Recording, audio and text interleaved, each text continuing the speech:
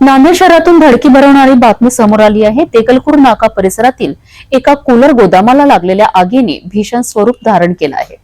लाखो रुपयांचे नुकसान झाल्याची प्राथमिक माहिती असून घटनास्थळी धुरांचे लोट आणि भीतीचं वातावरणही पसरलं आहे। नांदेडमधील देगलूर नाका परिसरात तिसऱ्या मजल्यावर असलेल्या एका कूलरच्या गोदामाला अचानक आग लागली। काही क्षणातच आगीने रौद्र रूप घेतलं आणि संपूर्ण गोदाम भस्मसात झालं।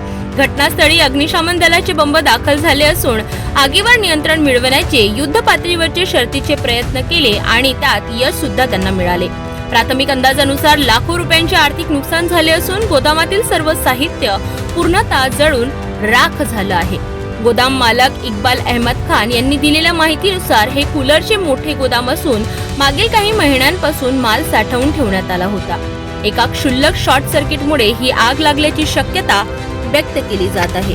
नांदेडमधील ही दुर्घटना केवळ आर्थिक नुकसान नाही तर एक उद्योजकाचं आयुष्यही उद्ध्वस्त करणारी ठरली आहे।